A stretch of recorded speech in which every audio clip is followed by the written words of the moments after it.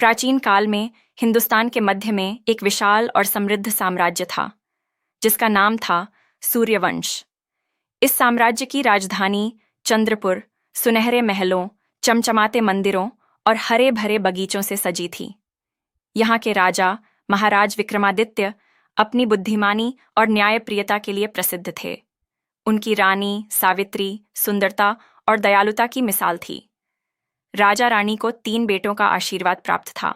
सबसे बड़ा राजकुमार वीरेंद्र, मझला राजकुमार सूरज और सबसे छोटा राजकुमार चंद्र। वीरेंद्र, जो सबसे बड़े थे, तलवारबाजी और युद्ध कला में निपुण थे। उनकी शारीरिक शक्ति और साहस की कहानियां पड़ोसी राज्यों तक फैली हुई थीं। सूरज, मझले राजकुमार, बुद्धिमान और रणनीतिकार थे। वे शास्त्रों के विद्वान थे और राजनैतिक चालों में माहिर। लेकिन सबसे छोटे राजकुमार चंद्र को सभी निकम्मा मानते थे। चंद्र को न तो युद्ध कला में रुचि थी, न ही शास्त्रों में। वह दिन भर जंगलों में भटकता, पक्षियों से बातें करता और नदियों के किनारे बांसुरी बजाता। राजमहल में नौकर चाकर उसका मजाक उड़ाते और यहाँ तक कि राजा रानी भी उससे निराश रहते। एक दिन राजदरबार में एक रहस्यमयी साधु आया। उसकी लंबी दाढ़ी, चमकती आंखें और रहस्यमयी मुस्कान थी। साधु ने राजा से कहा, महाराज, मैं एक ऐसी खबर लाया हूं जो आपके साम्राज्य का भविष्य बदल सकती है। दूर उत्तर में हिमवर्षा पर्वतों के बीच एक प्राचीन महल है। उस महल में एक राजकुमारी, जिसका नाम मायावी है, 100 वर्षों से गहरी नींद में सो रही है। उसके साथ उसका पूरा दरबार भी निद्रा में लीन है। यह एक शाप है जो केवल एक सच्चा वीर ही तोड़ सकता है। जो इस शाप को तोड़ेगा वह न केवल राजकुमारी का हाथ जीतेगा, बल्कि एक प्राचीन खजाने का भी स्वामी बनेगा। राजा विक्रमादित्य की आंखों में चमक आ गई। उन्होंने तुरंत अपने 3 बेटों को बुलाया और कहा, मेरे पुत्रों, यह तुम्हारे लिए एक अवसर है। जो इस शाप को तोड़ेगा वह न केवल सूर्यवंश का गौरव बढ़ाएगा, बल्कि मायावी जैसी सुंदर और रहस्यमयी राजकुमारी का जीवन साथी भी बनेगा। वीरेंद्र ने तुरंत अपनी तलवार तेज की और अपने सबसे तेज घोड़े को तैयार किया। उसने कहा, पिताजी, यह कार्य मेरे लिए है। मेरी ताकत और साहस से मैं उस शाप को तोड़ूंगा। सूरज ने अपनी किताबों और नक्शों का अध्ययन शुरू किया। उसने कहा, पिताजी, यह शाप कोई साधारण बात नहीं। मुझे इसकी जड़ तक जाना होगा। मेरी बुद्धि मुझे रास्ता दिखाएगी। लेकिन चंद्र ने कुछ नहीं कहा। वह चुपचाप अपने कमरे में गया और अपनी पुरानी बांसुरी उठाकर नदी किनारे चला गया। वहां उसने बांसुरी बजाई और सोचने लगा, मैं क्या कर सकता हूं? मैं न तो वीरेंद्र की तरह ताकतवर हूं, न सूरज की तरह बुद्धिमान, लेकिन फिर भी मेरे मन में एक अजीब सी उत्सुकता है। शायद यह मेरा मौका है। उसी रात चंद्र को एक सपना आया। सपने में एक चमकती हुई परी प्रकट हुई, जिसने कहा, चंद्र, तुम्हारा दिल शुद्ध है। तुम्हारी बांसुरी की धुन में जादू है। हिमवर्षा पर्वतों का रास्ता कठिन है, लेकिन तुम्हारे पास वह शक्ति है जो तुम्हारे भाइयों में नहीं। विश्वास रखो और चल पड़ो। सपने से जागने के बाद चंद्र ने फैसला किया कि वह भी इस यात्रा पर जाएगा। उसने अपने साथ केवल अपनी बांसुरी, कुछ रोटियां और एक पुराना लबादा लिया। अगली सुबह जब वीरेंद्र और सूरज अपने घोड़ों पर सवार होकर निकल पड़े, चंद्र चुपके से उनके पीछे चल पड़ा। तीनों भाइयों का रास्ता हिमवर्षा पर्वतों की ओर था। रास्ते में घने जंगल, गहरी नदियां और ऊंचे ऊंचे पहाड़ थे। वीरेंद्र ने अपनी ताकत से जंगल के खतरनाक जानवरों को भगाया। सूरज ने अपने नक्शों और बुद्धि से सही रास्ता चुना। लेकिन चंद्र, जो पैदल चल रहा था, धीरे धीरे उनके पीछे पीछे बढ़ता रहा। वह रास्ते में पक्षियों से बातें करता, पेड़ों की छांव में विश्राम करता और अपनी बांसुरी की धुन से प्रकृति को रिझाता। एक दिन जब चंद्र एक नदी के किनारे बैठा बांसुरी बजा रहा था, एक बूढ़ी औरत वहां आई। उसने कहा, बेटा, तुम्हारी धुन में जादू है। मैं तुम्हें एक रहस्य बताती हूँ। हिमवर्षा पर्वतों में एक राक्षस रहता है जो उस महल की रखवाली करता है। उसका नाम काल भैरव है। वह केवल उस व्यक्ति को रास्ता देगा जो उसके 3 सवालों का जवाब दे सके। चंद्र ने बूढ़ी औरत को धन्यवाद दिया और उसकी बात को अपने दिल में बिठा लिया। उसने सोचा, शायद मेरी बांसुरी और मेरा दिल ही मेरा हथियार है। कई दिनों की यात्रा के बाद तीनों भाई हिमवर्षा पर्वतों के पास पहुंचे। वहां एक विशाल गुफा थी जिसके सामने काल भैरव खड़ा था। वह एक विशाल राक्षस था जिसकी आंखें आग की तरह जलती थीं। उसने गरज कर कहा, कौन मेरे क्षेत्र में घुसने की हिम्मत करता है? वीरेंद्र ने अपनी तलवार निकाली और कहा, मैं राजकुमार वीरेंद्र हूं, मुझे हटाओ वरना मैं तुम्हें काट डालूंगा। काल भैरव हंसा और बोला, तलवार से मुझे नहीं हराया जा सकता। मेरे 3 सवालों का जवाब दो। पहला सवाल था, इस संसार में सबसे शक्तिशाली चीज क्या है? वीरेंद्र ने कहा, मेरी तलवार। काल भैरव ने उसे गलत बताया और उसे गुफा के बाहर फेंक दिया। सूरज ने आगे बढ़कर कहा, मैं तुम्हारे सवालों का जवाब दूंगा। काल भैरव ने वही सवाल दोहराया।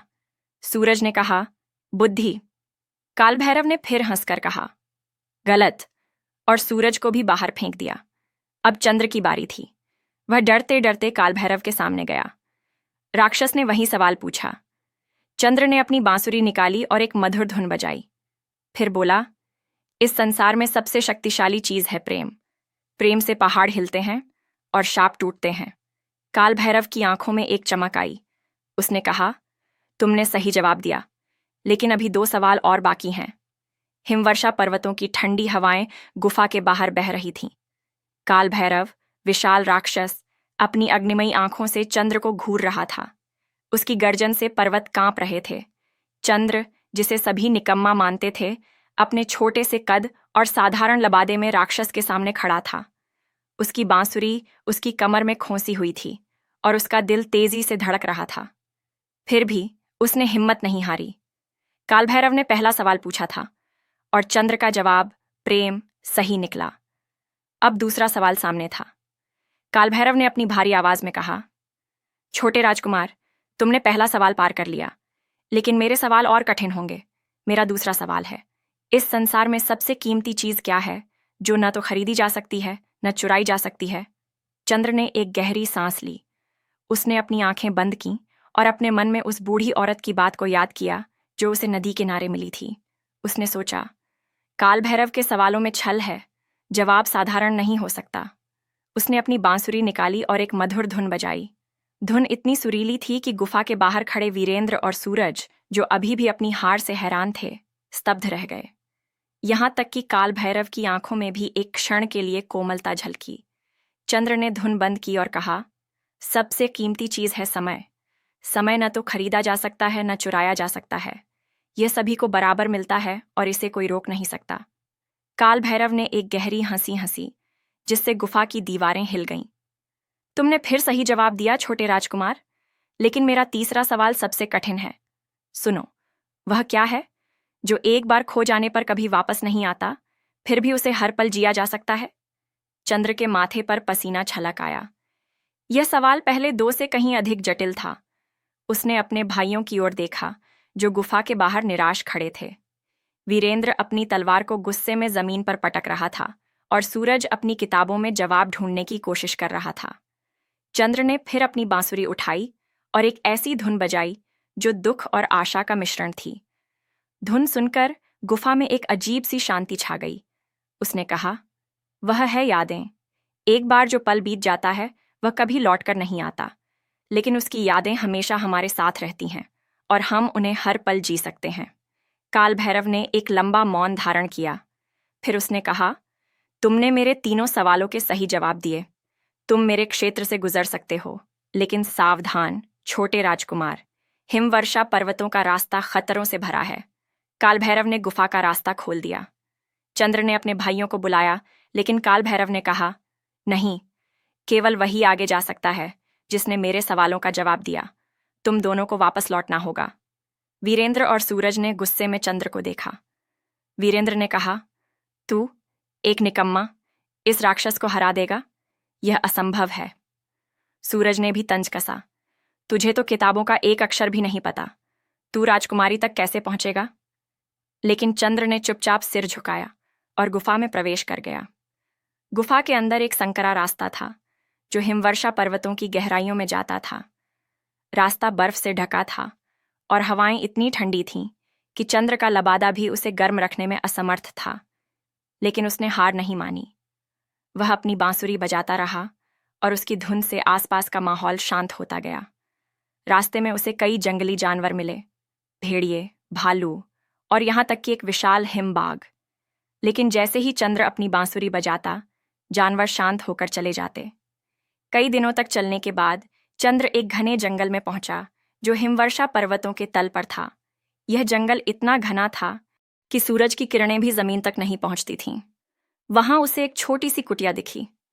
कुटिया के बाहर एक बूढ़ा साधु बैठा था, जिसके पास एक चमकता हुआ त्रिशूल था। साधु ने चंद्र को देखा और मुस्कुराया। कौन हो तुम, जो इस जंगल में भटक रहे हो? साधु ने पूछा। चंद्र ने विनम्रता से अपना परिचय दिया और अपनी यात्रा का उद्देश्य बताया।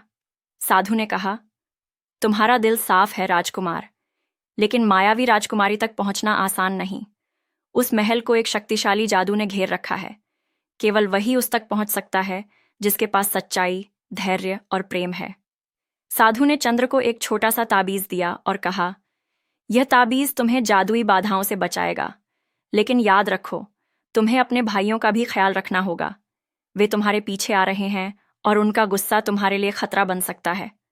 उधर वीरेंद्र और सूरज ने चंद्र को अकेले आगे जाने देने का फैसला नहीं किया। उन्होंने काल भैरव को चकमा देने की योजना बनाई। सूरज ने अपनी किताबों में एक प्राचीन मंत्र खोजा जो राक्षस को कुछ समय के लिए शांत कर सकता था। वीरेंद्र ने अपनी ताकत का इस्तेमाल कर गुफा के पास छिपे रास्ते को खोज निकाला। दोनों भाई चंद्र के पीछे चल पड़े, लेकिन उनके मन में ईर्ष्या थी। वे नहीं चाहते थे कि उनका छोटा भाई, जिसे वे निकम्मा मानते थे, राजकुमारी को जगा दे। चंद्र जंगल में आगे बढ़ता रहा। एक रात जब वह एक पेड़ के नीचे विश्राम कर रहा था, उसे एक अजीब सी आवाज सुनाई दी। यह एक नन्हा सा प्राणी था जो चमकता हुआ था। वह एक वन परी थी। उसने कहा, राजकुमार, मैं तुम्हारी बांसुरी की धुन से आकर्षित होकर आई हूं। मैं तुम्हारी मदद करूंगी। परी ने बताया कि मायावी राजकुमारी का महल एक जादुई बगीचे के बीच में है। बगीचे को कांटों की दीवार ने घेर रखा है, जो केवल तभी हटेगी जब कोई सच्चे दिल से उसे पार करने की कोशिश करेगा। परी ने चंद्र को एक जादुई बीज दिया और कहा, इसे बगीचे के प्रवेश द्वार पर बो दो, यह तुम्हें रास्ता दिखाएगा। चंद्र ने हिमवर्षा पर्वतों के घने जंगल को पार कर लिया था। अब वह एक विशाल मैदान में पहुंचा, जहां सामने एक चमकता हुआ बगीचा दिखाई दे रहा था। यह बगीचा इतना सुंदर था कि मानो स्वर्ग का एक टुकड़ा धरती पर उतर आया हो। रंग बिरंगे फूल, चमकते हुए तालाब और हवा में तैरती मधुर सुगंध ने चंद्र का मन मोह लिया। लेकिन बगीचे के चारों ओर कांटों की एक ऊंची दीवार थी, जो इतनी घनी थी कि कोई भी उसे पार नहीं कर सकता था।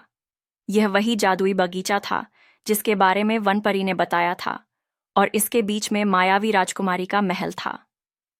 चंद्र ने वनपरी द्वारा दिया गया जादुई बीज निकाला। उसने बगीचे के प्रवेश द्वार के पास जमीन खोदी और बीज को बो दिया। जैसे ही उसने बीज पर थोड़ा पानी डाला, एक चमत्कार हुआ। जमीन से एक सुनहरा पौधा उगा जो तेजी से बढ़ता हुआ कांटों की दीवार को चीरता चला गया। कांटों ने रास्ता छोड़ दिया और एक संकरा मार्ग बन गया जो बगीचे के अंदर जाता था। चंद्र ने गहरी सांस ली और उस मार्ग पर चल पड़ा। बगीचे के अंदर का दृश्य और भी अद्भुत था। पेड़ों पर चमकते फल लटक रहे थे और फूलों से इंद्रधनुषी रोशनी निकल रही थी। लेकिन चंद्र को एक अजीब सी बेचैनी महसूस हुई। उसे लगा कि कोई उसका पीछा कर रहा है। वह सही था। उसके भाई वीरेंद्र और सूरज काल भैरव को चकमा देकर जंगल पार कर चुके थे और अब बगीचे के पास पहुंच गए थे। वीरेंद्र और सूरज ने कांटों की दीवार में बने रास्ते को देखा। वीरेंद्र ने गुस्से में कहा, यह सब उस निकम्मे चंद्र का काम है। वह हमसे आगे कैसे निकल गया? सूरज, जो हमेशा अपनी बुद्धि पर गर्व करता था, बोला, हमें उसका रास्ता इस्तेमाल करना होगा। लेकिन अगर वह राजकुमारी तक पहुंच गया तो हम उसे रोक देंगे। सूर्यवंश का गौरव हमारा है, न कि उसका। दोनों भाइयों ने एक साजिश रची।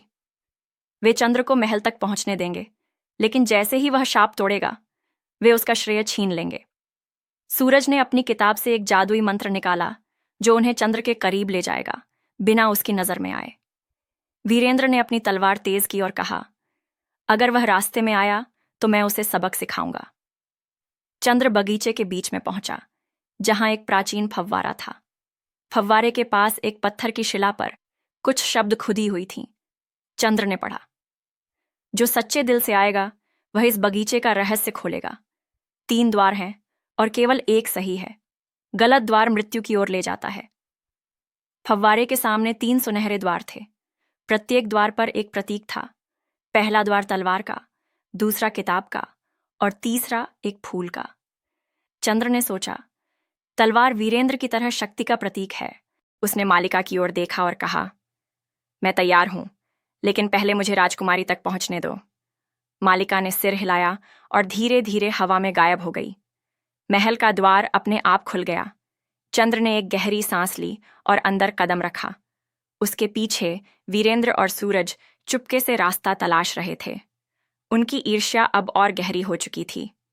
वे चंद्र को महल के अंदर जाते देख चुके थे और अब किसी भी कीमत पर उसे रोकना चाहते थे। महल के अंदर एक अजीब सी शांति थी। हवाएं रुकी हुई थीं और हर कदम पर चंद्र को लगता था कि समय ठहर गया है। दीवारों पर प्राचीन चित्र बने थे जो मायावी राजकुमारी के जीवन की कहानी बयां करते थे। एक चित्र में वह एक सुंदर बगीचे में हंस रही थी, दूसरे में वह एक राजकुमार के साथ नाच रही थी। लेकिन आखिरी चित्र में मालिका दिखाई दी, जिसके हाथों से जादुई किरणें निकल रही थीं और मायावी बेहोश होकर गिर रही थीं। चंद्र महल के मुख्य कक्ष में पहुंचा। वहां एक सुनहरे पलंग पर मायावी राजकुमारी सो रही थी। उसका चेहरा इतना सुंदर था कि चंद्र एक पल के लिए ठिठक गया। उसके लंबे काले बाल पलंग पर फैले थे और उसके चेहरे पर एक शांत मुस्कान थी, मानो वह किसी सुंदर सपने में खोई हो। उसके चारों ओर दरबारी और सेवक भी सो रहे थे, जैसे कि समय ने उन्हें जकड़ लिया हो। चंद्र ने अपनी बांसुरी निकाली और एक मधुर धुन बजाई। धुन इतनी सुरीली थी कि महल की दीवारें गूंज उठीं, लेकिन मायावी नहीं जागी। चंद्र ने सोचा, शायद मालिका सही थी, मुझे बलिदान देना होगा। उसने अपनी बांसुरी को देखा, जो उसके बचपन से उसका साथी थी। उसने उसे अपने दिल से लगाया और कहा, यदि यह बलिदान राजकुमारी को जगा सकता है तो मैं तैयार हूं। चंद्र ने बांसुरी को एक चमकते हुए तालाब में डुबोया, जो महल के कक्ष में था। जैसे ही बांसुरी पानी को छूती, वह चमकने लगी और धीरे धीरे हवा में गायब हो गई। चंद्र के दिल में एक अजीब सी टीस उठी, लेकिन उसी पल मायावी की पलकें हिलीं। उसने धीरे धीरे आंखें खोलीं। उसकी आंखें इतनी गहरी थीं कि चंद्र उनमें खो गया। मायावी ने उठकर कहा, कौन हो तुम जो मुझे इस शाप से मुक्त करने आए? चंद्र ने विनम्रता से अपना परिचय दिया और कहा, मैं सूर्यवंश का राजकुमार चंद्र हूं। मैंने आपके लिए अपनी सबसे प्रिय चीज का बलिदान दिया। मायावी ने मुस्कुराकर कहा, तुम्हारा बलिदान सच्चा था राजकुमार। तुमने न केवल मुझे बल्कि मेरे पूरे दरबार को जगा दिया। उसी पल महल में सोए हुए दरबारी और सेवक भी जाग उठे। चारों ओर हंसी खुशी का माहौल छा गया, लेकिन यह खुशी ज्यादा देर तक नहीं रही। वीरेंद्र और सूरज महल के मुख्य कक्ष में पहुंच गए। वीरेंद्र ने अपनी तलवार निकाली और चंद्र पर चिल्लाया, तूने यह सब कैसे किया निकम्मे? यह हमारा हक था। सूरज ने भी कहा, हमने तुझे यहां तक पहुंचने में मदद की। राजकुमारी का हाथ हम में से किसी एक को मिलना चाहिए। मायावी ने शांत स्वर में कहा, राजकुमारों, यह शाप केवल सच्चे दिल वाला तोड़ सकता था। चंद्र ने बलिदान दिया, न कि तुमने। लेकिन मैं तुम्हें एक मौका देती हूं। मेरे महल में एक प्राचीन खजाना है जो केवल सच्चे साहस और बुद्धि से प्राप्त किया जा सकता है। जो इसे हासिल करेगा वह मेरे साम्राज्य का हिस्सा बनेगा। मायावी ने तीनों भाइयों को एक नक्शा दिया जो महल के गुप्त तहखाने में ले जाता था। नक्शे में 3 रास्तों का जिक्र था और प्रत्येक रास्ता एक अलग चुनौती से भरा था। वीरेंद्र ने शक्ति का रास्ता चुना, सूरज ने बुद्धि का रास्ता और चंद्र को प्रेम का रास्ता मिला। चंद्र का रास्ता एक अंधेरे गलियारे में ले गया, जहां दीवारों पर प्राचीन मंत्र लिखे थे। गलियारे के अंत में एक चमकता हुआ ताबूत था जिसमें खजाना था, लेकिन ताबूत को खोलने के लिए एक अंतिम पहेली थी। वह क्या है जो बिना मांगे दिया जाता है और बिना लिए लिया जाता है? चंद्र ने सोचा और कहा, प्रेम। ताबूत खुल गया और उसमें एक सुनहरा मुकुट था जो सूर्यवंश और मायावी के साम्राज्य को एक करने का प्रतीक था। उधर वीरेंद्र और सूरज अपने रास्तों में फंस गए। वीरेंद्र का रास्ता एक विशाल राक्षस से भरा था जिसे उसकी तलवार नहीं हरा सकी। सूरज का रास्ता जटिल पहेलियों से भरा था जो उसकी बुद्धि के लिए भी मुश्किल थीं। दोनों भाई वापस मुख्य कक्ष में लौटे, जहां चंद्र मुकुट लिए खड़ा था। मायावी ने कहा, चंद्र ने साबित कर दिया कि सच्चा प्रेम और बलिदान ही सबसे बड़ी ताकत है। वह मेरा हाथ जीतने का हकदार है। मायावी राजकुमारी के महल का मुख्य कक्ष अब जीवंत हो उठा था। दरबारी और सेवक, जो 100 वर्षों की नींद से जागे थे, खुशी से गीत गा रहे थे। मायावी अपनी सुनहरी साड़ी और माणिकों से जड़े आभूषणों में स्वर्ग की अप्सरा सी लग रही थी। चंद्र अपने साधारण लबादे में सुनहरा मुकुट लिए खड़ा था, जो सूर्यवंश और मायावी के साम्राज्य को एक करने का प्रतीक था। लेकिन इस खुशी के बीच एक तनाव भरा माहौल था। वीरेंद्र और सूरज चंद्र की सफलता से जल रहे थे। उनकी आंखों में ईर्ष्या और क्रोध साफ झलक रहा था। वीरेंद्र ने अपनी तलवार को म्यान में डालते हुए कहा, यह असंभव है। यह निकम्मा, जो कभी तलवार भी नहीं उठा सका, कैसे राजकुमारी का हाथ जीत सकता है? पिताजी को यह स्वीकार नहीं होगा। सूरज, जो अपनी बुद्धि पर गर्व करता था, बोला, मायावी, तुम एक गलती कर रही हो। मैंने प्राचीन ग्रंथों का अध्ययन किया है। तुम्हारा साम्राज्य सूर्यवंश के साथ तभी सुरक्षित रहेगा जब कोई बुद्धिमान राजकुमार तुम्हारा साथी बने। चंद्र में न शक्ति है न बुद्धि। मायावी ने शांत लेकिन दृढ़ स्वर में कहा, राजकुमारों, तुम दोनों ने अपनी शक्ति और बुद्धि का प्रदर्शन किया, लेकिन शाप को तोड़ने के लिए सच्चे दिल की जरूरत थी। चंद्र ने अपनी सबसे प्रिय चीज, अपनी बांसुरी का बलिदान दिया। उसने प्रेम और त्याग का रास्ता चुना। यह वही गुण है जो एक सच्चे जीवन साथी में होने चाहिए। चंद्र ने चुपचाप सिर झुकाया। वह जानता था कि उसके भाइयों का गुस्सा जायज नहीं था, लेकिन वह उन्हें नाराज नहीं करना चाहता था। उसने कहा, भैया, मैंने यह सब सूर्यवंश के गौरव के लिए किया। अगर आप चाहें तो हम तीनों मिलकर इस साम्राज्य को और मजबूत बना सकते हैं। लेकिन वीरेंद्र और सूरज ने उसकी बात अनसुनी कर दी। उन्होंने एक दूसरे की ओर देखा और मन ही मन एक नई साजिश रचने लगे। मायावी ने तीनों भाइयों को एक नया प्रस्ताव दिया। उसने कहा, मैं तुम्हें एक अंतिम अवसर देती हूं। मेरे साम्राज्य में एक प्राचीन मंदिर है, जो हिमवर्षा पर्वत की सबसे ऊंची चोटी पर स्थित है। वहां एक पवित्र ज्योति जलती है, जिसे अमर ज्योति कहा जाता है। यह ज्योति केवल वही प्राप्त कर सकता है जो सच्चाई, साहस और प्रेम का प्रतीक हो। जो इसे लाएगा, वह मेरे साम्राज्य का सच्चा उत्तराधिकारी बनेगा। वीरेंद्र ने तुरंत कहा, मैं वह ज्योति लाऊंगा। मेरी ताकत मुझे उस चोटी तक ले जाएगी। सूरज ने भी दावा किया, मेरी बुद्धि मुझे सही रास्ता दिखाएगी। चंद्र ने कुछ नहीं कहा, लेकिन उसके मन में एक दृढ़ संकल्प था। वह जानता था कि यह उसका आखिरी इम्तिहान होगा। मायावी ने चंद्र की ओर देखा और मुस्कुराई। उसने कहा, राजकुमार चंद्र, तुमने पहले ही मेरा दिल जीत लिया है। लेकिन यह यात्रा तुम्हारे भाइयों को यह साबित करने का मौका देगी कि वे भी सूर्यवंश के गौरव के हकदार हैं। तीनों भाई हिमवर्षा पर्वत की सबसे ऊंची चोटी की ओर रवाना हुए। रास्ता बेहद कठिन था। बर्फीली हवाएं, फिसलन भरे रास्ते और गहरी खाइयां हर कदम पर उनकी परीक्षा ले रही थीं। वीरेंद्र अपनी ताकत के बल पर आगे बढ़ रहा था। वह चट्टानों को तोड़ता और बर्फीले रास्तों को पार करता। सूरज अपने नक्शों और प्राचीन मंत्रों की मदद से रास्ता खोज रहा था। लेकिन चंद्र, जिसके पास अब उसकी बांसुरी भी नहीं थी, केवल अपने दिल के विश्वास पर चल रहा था। रास्ते में चंद्र को एक बूढ़ा यति हिममानव मिला। यति की सफेद दाढ़ी और गहरी आंखें थीं। उसने चंद्र से पूछा, क्या तुम जानते हो कि अमर ज्योति क्या है? चंद्र ने जवाब दिया, मुझे लगता है कि यह केवल एक ज्योति नहीं, बल्कि सच्चाई और प्रेम का प्रतीक है। यति ने मुस्कुराकर कहा, तुम सही हो राजकुमार, लेकिन इसे पाने के लिए तुम्हें अपने भाइयों की मदद करनी होगी, भले ही वे तुम्हारे खिलाफ हों। यति ने चंद्र को एक छोटा सा क्रिस्टल दिया और कहा, यह क्रिस्टल तुम्हें मंदिर का रास्ता दिखाएगा, लेकिन सावधान, तुम्हारे भाई तुम्हें धोखा दे सकते हैं। चंद्र ने क्रिस्टल को अपने पास रखा और आगे बढ़ा। रास्ते में वीरेंद्र और सूरज ने उसे देख लिया। उन्होंने एक योजना बनाई। सूरज ने कहा, हमें उसका क्रिस्टल छीन लेना चाहिए, यह हमें मंदिर तक ले जाएगा। वीरेंद्र ने सहमति जताई। एक रात जब चंद्र एक गुफा में विश्राम कर रहा था, वीरेंद्र और सूरज ने उस पर हमला कर दिया। वीरेंद्र ने चंद्र को पकड़ लिया और सूरज ने क्रिस्टल छीन लिया। चंद्र ने विरोध नहीं किया।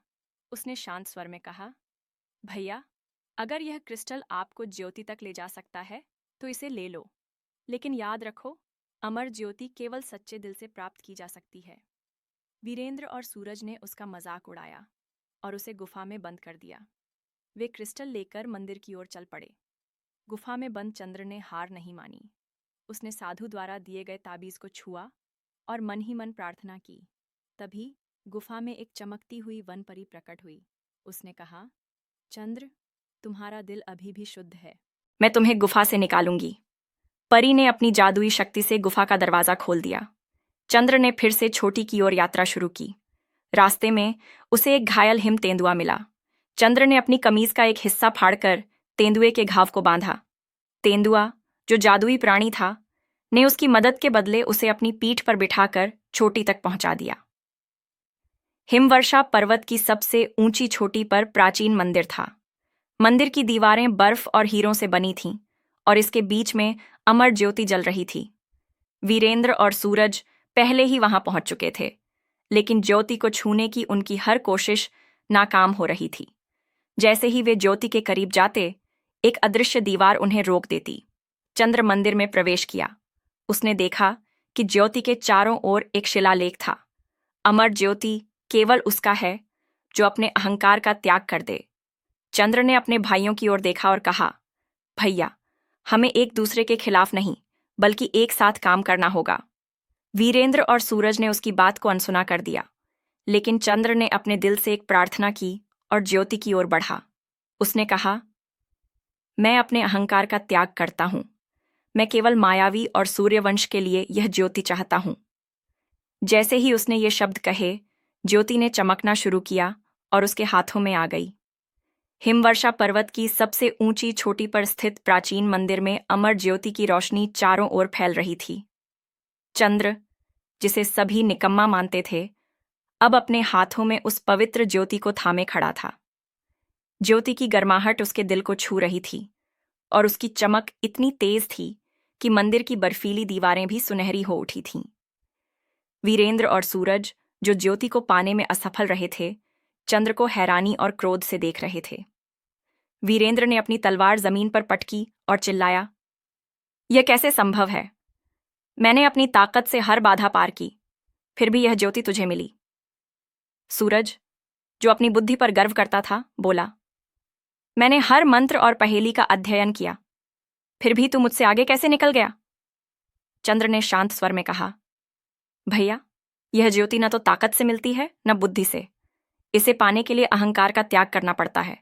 मैंने केवल अपने दिल से प्रार्थना की और मायावी व सूर्यवंश के लिए यह ज्योति मांगी।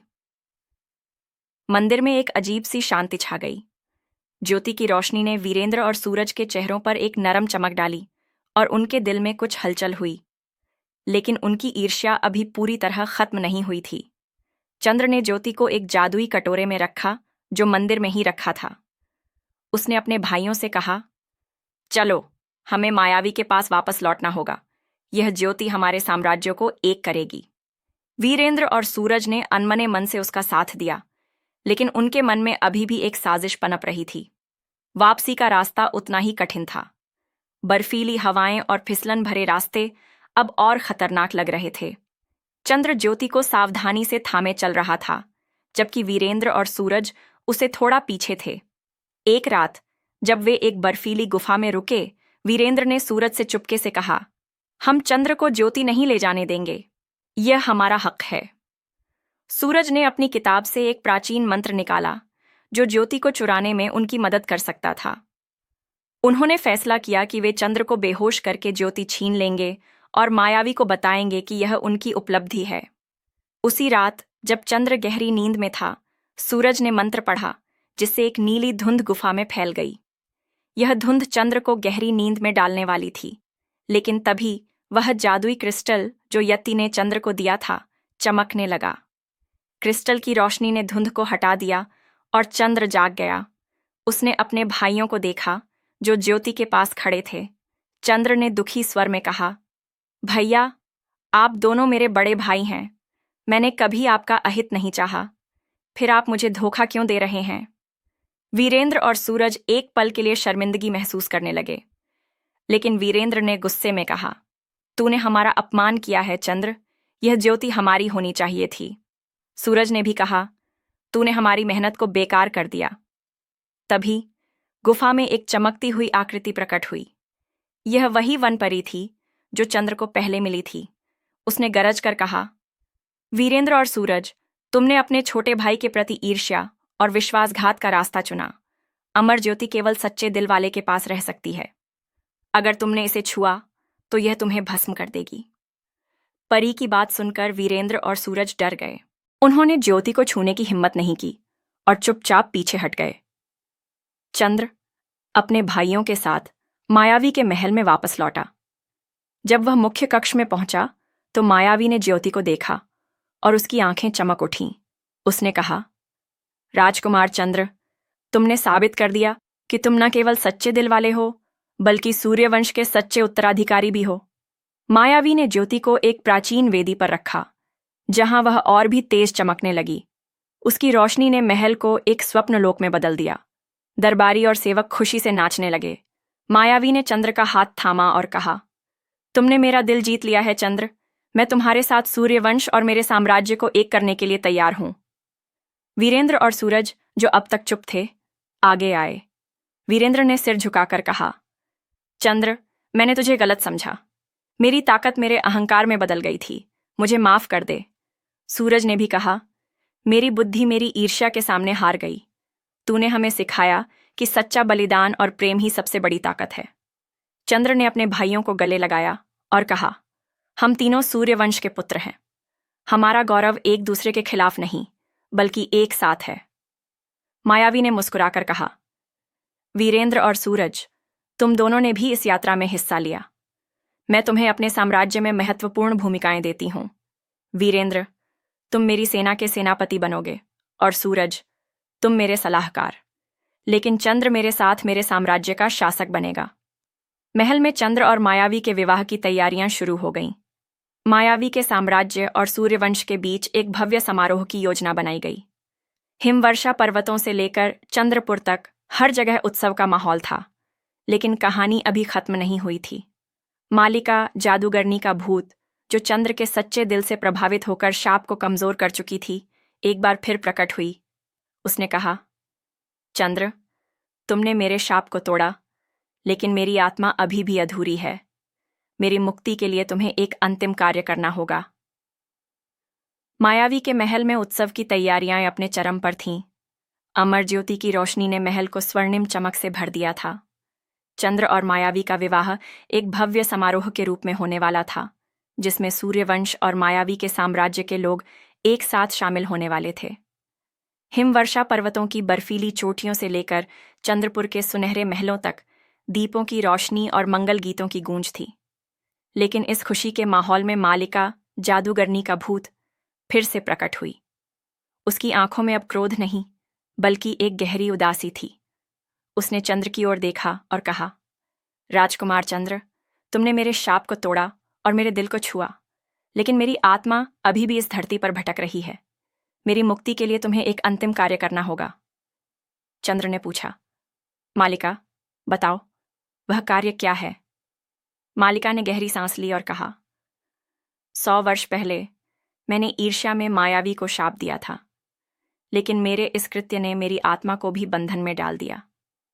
मेरी मुक्ति के लिए तुम्हें मेरे प्राचीन मंदिर में जाना होगा, जो हिमवर्षा पर्वतों की गहराइयों में है। वहां एक पवित्र तालाब है जिसमें मेरी आत्मा की अंतिम छाया बंधी है। तुम्हें वहां अमर ज्योति ले जाकर उस छाया को मुक्त करना होगा। चंद्र ने मायावी और अपने भाइयों वीरेंद्र और सूरज को इस कार्य के बारे में बताया। मायावी ने कहा, चंद्र, तुमने मेरे लिए इतना किया है, मैं तुम्हारे साथ इस यात्रा पर चलूंगी। वीरेंद्र और सूरज, जो अब अपनी गलतियों से सीख चुके थे, बोले, हम भी तुम्हारे साथ चलेंगे भाई। हमारा गौरव अब एक दूसरे के साथ है, न कि एक दूसरे के खिलाफ। चारों ने मिलकर हिमवर्षा पर्वतों की गहराइयों में मालिका के प्राचीन मंदिर की ओर यात्रा शुरू की। रास्ता कठिन था, लेकिन अब तीनों भाइयों में एकता थी। वीरेंद्र ने अपनी ताकत से बाधाओं को हटाया, सूरज ने अपनी बुद्धि से सही रास्ता चुना और चंद्र ने अपने दिल की शुद्धता और अमर ज्योति की शक्ति से सभी को प्रेरित किया। मायावी, जो अब चंद्र के प्रेम में पूरी तरह बंध चुकी थी, उनके साथ कदम से कदम मिलाकर चल रही थी।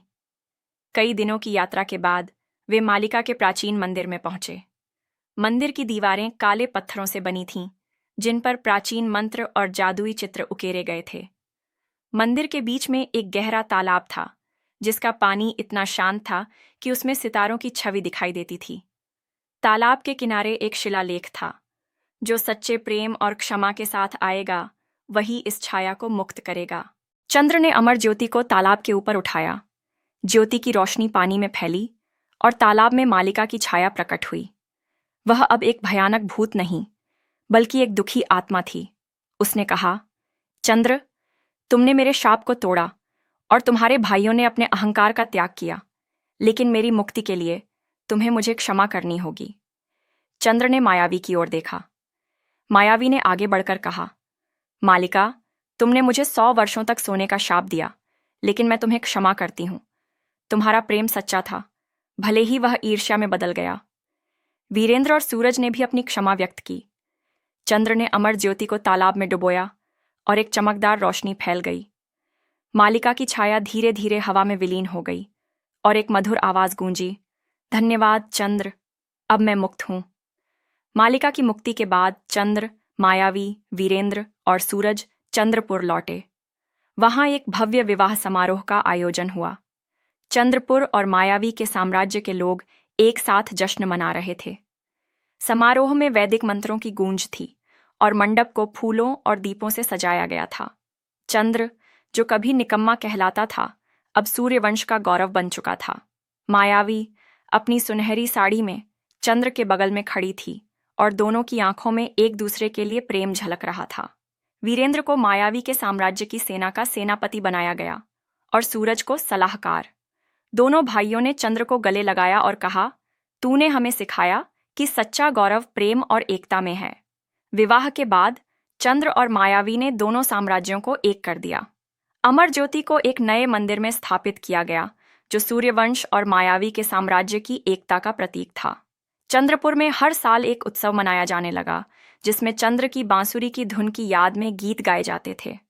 कहानी का अंत एक गहरे संदेश के साथ हुआ। चंद्र, जिसे निकम्मा माना जाता था, ने साबित किया कि सच्चा प्रेम, त्याग और क्षमा ही सबसे बड़ी ताकत है। वीरेंद्र और सूरज ने अपने अहंकार को छोड़कर भाईचारे का महत्व समझा। मालिका की मुक्ति ने दिखाया कि क्षमा से हर बंधन टूट सकता है। चंद्र और मायावी ने अपने साम्राज्य को न्याय और प्रेम से शासित किया। उनकी प्रेम कहानी हिमवर्षा पर्वतों से लेकर चंद्रपुर तक हर दिल में गूंजी और सूर्यवंश का गौरव सदा के लिए अमर हो गया। इसके साथ ही सोती हुई राजकुमारी और 3 राजकुमार की कहानी समाप्त होती है। चंद्र ने न केवल मायावी का दिल जीता, बल्कि अपने भाइयों को भी एकता और प्रेम का पाठ पढ़ाया। मालिका की मुक्ति ने कहानी को एक सुंदर अंत दिया और सूर्यवंश का गौरव नई ऊंचाइयों तक पहुंचा। कहानी अच्छी लगे तो चैनल को सब्सक्राइब करें, शेयर करें, लाइक करें और कमेंट करें। धन्यवाद।